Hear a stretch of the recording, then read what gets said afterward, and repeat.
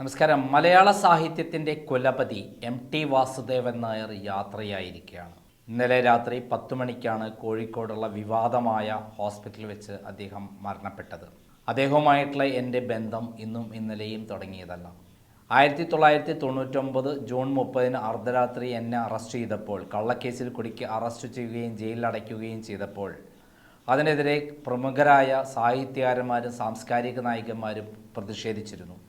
അതിൽ മുൻപന്തിയിൽ നിന്നിരുന്നത് ടി വാസുദേവൻ നായരായിരുന്നു. പിന്നീട് അദ്ദേഹവുമായിട്ടുള്ള ഒരു യാത്ര തന്നെ എനിക്കുണ്ടായി. കൊല്ലത്ത് വെച്ച് തെക്കുംഭാഗം മോഹൻ എന്ന പ്രശസ്തനായ പത്രപ്രവർത്തകൻ എഴുതിയ തോന്നിയാക്ഷരങ്ങളിലെ ഉപ്പ് എന്ന് പറയുന്ന ONVയുടെ ജീവചരിത്രം പ്രകാശനം ചെയ്തത് ടി വാസുദേവൻ നായരാണ്. ഞങ്ങൾ മീഡിയ ബുക്സ് ആയിരുന്നു, അത് ക്രൈം ഗ്രൂപ്പിൽ നിന്നുള്ള മീഡിയ ബുക്സ് ആയിരുന്നു ആ പുസ്തകം പ്രസിദ്ധീകരിച്ചിരുന്നത്.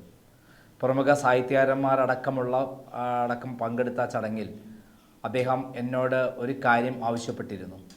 കൃത്യം എനിക്ക് 9 മണിക്ക് BTH എറണാകുളം ഹോട്ടലിൽ എത്തണം, എങ്ങനെയാണ് എത്തിച്ചു തരണം എന്ന് പറഞ്ഞപ്പോൾ ഞാൻ എത്തിച്ചു തരാമെന്ന് വാക്ക് കൊടുത്തിരുന്നു.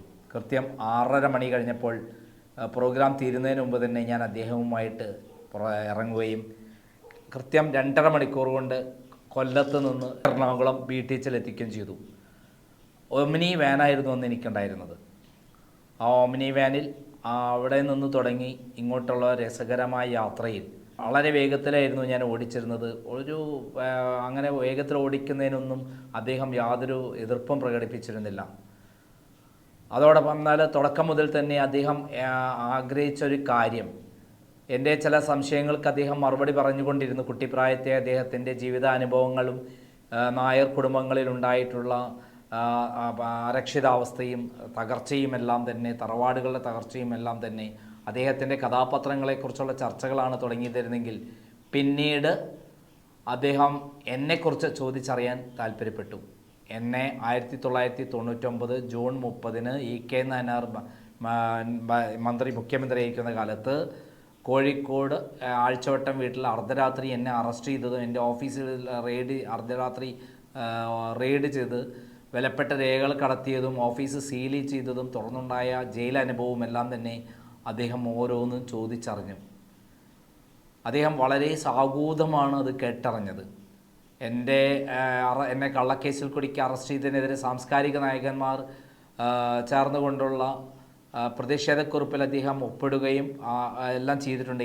ഈ ഉണ്ടായ സംഭവം എന്താണ് എന്നറിയാൻ അദ്ദേഹം വളരെ ഡെപ്തായി, വളരെ അടിത്തട്ട് വരെ ഇറങ്ങിച്ചെന്ന് എന്നോട് ചോദിക്കുകയുണ്ടായി.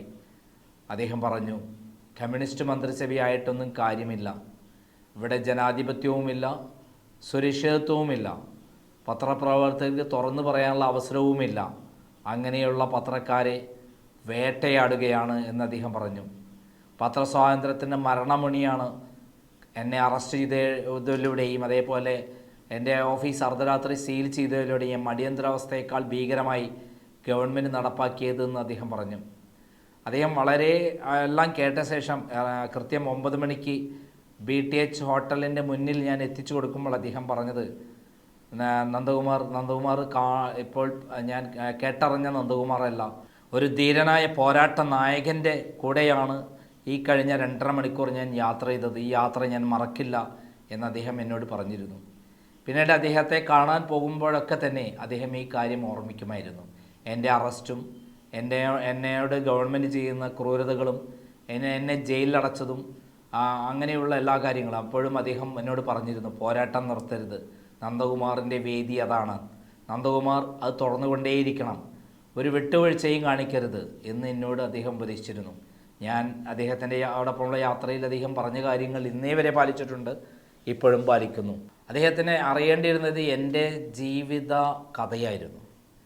ഞാൻ എവിടെയാണ് ജനിച്ചത്, എൻ്റെ പിതാവ് ആരാണ്, എൻ്റെ പിതാവ് എങ്ങനെയായിരുന്നു, പഴയകാല കമ്മ്യൂണിസ്റ്റുകാരനാണ് എന്ന് പറയുന്നു.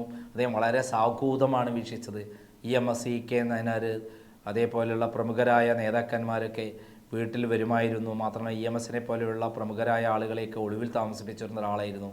1948 കാലത്ത് പോലീസ് പിടിക്കപ്പെട്ട് ക്രൂരമായ മർദ്ദനമേറ്റ ആളാണ് എൻ്റെ പിതാവ്. അതിൽ നിന്നൊക്കെ രക്ഷപ്പെട്ടു പോകുന്ന ഒരു പിതാവിൻ്റെ ആ രക്തത്തിൽ പിറന്ന ആളാണ് ഞാനെന്ന് അദ്ദേഹം കൃത്യമായി സാവൂതം ചോദിച്ചറിഞ്ഞു. അങ്ങനെയുള്ള ഞാൻ എൻ്റെ സ്കൂൾ കുട്ടിക്കാലം, കോളേജ് ജീവിതം, തുടർന്നുള്ള എൻ്റെ പത്രപ്രവർത്തന ജീവിതം, എന്നെ ഐസ്ക്രീം പാർലർ പെൺവാണിഭവുമായി ബന്ധപ്പെട്ട് ഉണ്ടായിട്ടുള്ള പോരാട്ടം, അതേപോലെ തുടർന്നുണ്ടായ പോരാട്ടം, ഞാൻ നടത്തിയുള്ള പോരാട്ടങ്ങൾ എല്ലാം തന്നെ അദ്ദേഹം ചോദിച്ചറിഞ്ഞു. ഓരോന്ന് ചോദിക്കുമ്പോൾ അതിൻ്റെ അടിത്തട്ട് വരെ ചോദിച്ചറിയാനും കേൾക്കാനും, അത് പൂർണ്ണമായി കേൾക്കാനും സാവൂതം കേൾക്കാനും അതിന് തിരിച്ചു ചോദിക്കാനും അദ്ദേഹം തയ്യാറായിരുന്നു. ആദ്യം അദ്ദേഹം യാത്രക്കിടയിൽ ഒരു മൗനിയായിട്ടായിരുന്നെങ്കിൽ പിന്നീട് ഇങ്ങോട്ടുള്ള ഒരു യാത്ര പൂർണ്ണമായിട്ടും അദ്ദേഹം എന്നെ പറ്റി അറിയാനുള്ള ഒരു യാത്രയായിരുന്നു. പിന്നീട് കുറേ കാലത്തിന് ശേഷം അദ്ദേഹത്തിന് എന്നെ വിളിച്ച് യോഗാഭ്യാസം യോഗജ്യോത്സ്യം എന്ന് പറയുന്ന എൻ്റെ ഭാര്യാപിതാവിൻ്റെ പുസ്തകം, പ്രശസ്തനായ യോഗാചാര്യയുടെ പുസ്തകം അദ്ദേഹം ചോദിച്ചു വാങ്ങുക മാത്രമല്ല, യോഗ ചെയ്യുമ്പോൾ ചെയ്യേണ്ട ക്രമങ്ങളെക്കുറിച്ചും അതിൻ്റെ രീതികളെക്കുറിച്ചെല്ലാം തന്നെ എൻ്റെ പിതാവ് യോഗാചാര്യ ടി.ജി. ചിദംബരത്തോട് ചോദിച്ച് മനസ്സിലാക്കി അദ്ദേഹം പിന്നീട് യോഗ അഭ്യസിച്ചിരുന്നു. അങ്ങനെ ഒത്തിരി വിശേഷങ്ങൾ അദ്ദേഹത്തെക്കുറിച്ച് പറയാനുണ്ട്. അതെല്ലാം ഓരോ എപ്പിസോഡായിട്ട് നമുക്ക് പറയാം. ഇപ്പോൾ അദ്ദേഹം നമ്മെ വിട്ട് പിരിഞ്ഞു പോയിരിക്കുന്നു എന്നുള്ള യാഥാർത്ഥ്യം നമ്മൾ അംഗീകരിക്കേണ്ടി വന്നിരിക്കുന്നു. ലോക സാഹിത്യത്തിലെ പ്രമുഖനായ ആ സാഹിത്യകാരനോട് ഗവൺമെൻറ് ചെയ്തത് നീതിയാണോ എന്നുള്ളൊരു ചോദ്യം കൂടി എനിക്കുണ്ട്. അദ്ദേഹത്തിന് വേണ്ടത്ര ചികിത്സ ഗവൺമെൻറ് കൃത്യമായി കൊടുത്തുവോ എന്നുള്ള കാര്യം നമുക്ക് ചോദിക്കേണ്ടതുണ്ട്. അതും കോഴിക്കോട് ഒരു ബേബി മെമ്മോറിയൽ ഹോസ്പിറ്റലിൽ കൊണ്ടുപോയിട്ടാണ് അദ്ദേഹത്തെ ചികിത്സിപ്പിച്ചിരിക്കുന്നത്. വിവാദമായ കിഡ്നി റാക്കറ്റും അതേപോലെ വെന്റിലേറ്ററിൽ കിടത്തി പണം വാങ്ങുന്ന ഏർപ്പാടുമുള്ള തെളിവുകളുള്ള ഈ ഹോസ്പിറ്റലിൽ തന്നെ കിടത്തണമായിരുന്നുവോ? ഗവൺമെൻറ് അദ്ദേഹത്തിൻ്റെ ചികിത്സ കൃത്യമായി ഏറ്റെടുത്ത് കൃത്യമായി അപ്പോൾ തന്നെ മുഖ്യമന്ത്രി പിണറായി വിജയനെ അമേരിക്കയിലേക്ക് പറത്തിക്കൊണ്ട് പോകുന്നതിന് പകരം ഈ ബഹുമാന്യനായ വ്യക്തിത്വത്തെ കൊണ്ടുപോയിരുന്നെങ്കിൽ അദ്ദേഹത്തിൻ്റെ ജീവൻ തിരിച്ചു കിട്ടുമായിരുന്നുവോ നമുക്കറിയില്ല. പക്ഷേ പരിശ്രമിക്കേണ്ടതായിരുന്നില്ലേ?